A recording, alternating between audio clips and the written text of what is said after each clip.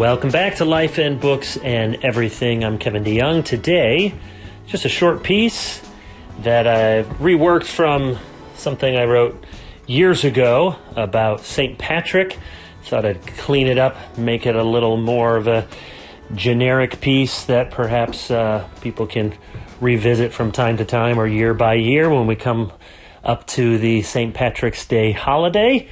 So this is simply called Who Was St. Patrick? You can find it on clearlyreformed.org. I've heard it said that representatives from Ireland have come to America to see what we do for St. Patrick's Day. It's a strange holiday on the American calendar filled with shamrock shakes, green-dyed rivers, and lots of drinking. I'll leave it to the Irish to decide if we've captured the essence of their culture, but we certainly haven't captured the essence of St. Patrick. As is the case with many saints and heroes from the early church, getting to the, quote, historical Patrick can be difficult. One reliable source, however, is Richard Fletcher's excellent book, The Barbarian Conversion from Paganism to Christianity. For a readable scholarly treatment on the long, slow, amazing transition in Europe from paganism to Christianity, there is no better book. And what does Fletcher say about Patrick? First off, we need to know what Patrick did not do. Here's a paragraph from Fletcher's book. He did not expel snakes from Ireland. The snakelessness of Ireland had been noted by the Roman geographer Solinus in the 3rd century. He did not compose that wonderful hymn known as St. Patrick's Breastplate. Its language postdates him by about 3 centuries. He did not drive a chariot 3 times over his sister Lupate to punish her unchastity. He did not use the leaves of the shamrock to illustrate the persons of the Trinity for his converts.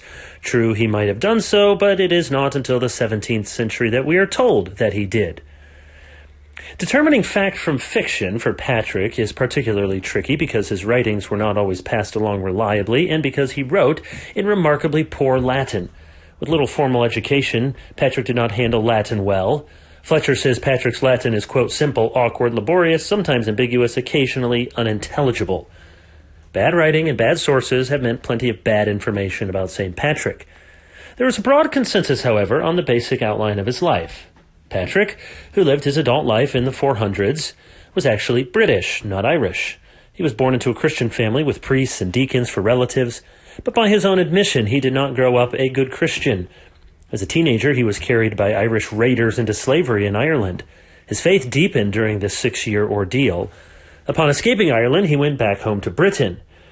While with his family, however, he received a dream in which God called him to return to Ireland to convert the pagans there to Christianity. In his Confessio, Patrick writes movingly about his burden to evangelize the Irish. He explicitly links his vocation to the commands of Scripture. Biblical allusions like, "The nations will come to you from the ends of the earth," and "I have put you as a light among the nations," and "I shall make you fishers of men," flow from his pen. Seeing his life's work through the lens of Matthew 28 and Acts 1, Patrick prayed that God would, quote, never allow me to be separated from his people, whom he has won in the end of the earth. For Patrick, the end of the earth was Ireland.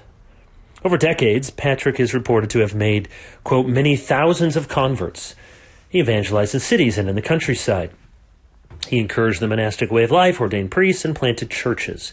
Patrick was also, to use Fletcher's phrase, soaked in the Bible. To be steeped in the Scriptures was not unheard of. What was new was Patrick's understanding of the Bible's missionary mandate. Patrick understood that God wanted the church to win the nations of the world for Christ. Fletcher argues that no one within Western Christendom had been possessed by such convictions before. As far as our evidence goes, Patrick was the first person in Christian history to take the scriptural injunctions literally. To grasp that teaching all nations meant teaching even barbarians who lived beyond the borders of the frontiers of the Roman Empire. This is Patrick's legacy, a pious and zealous desire to see the Great Commission fulfilled, even, or especially, the very same Irish who had once made him their slave.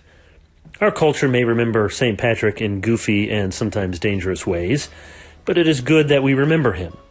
It's unfortunate that the forefather of Western missions is chiefly celebrated by drinking beer and dreaming of leprechauns, but at least he is celebrated. We don't know much for certain about Patrick, but what we know of his ambition and ministry should be enough to make all of us a little green with sanctified envy.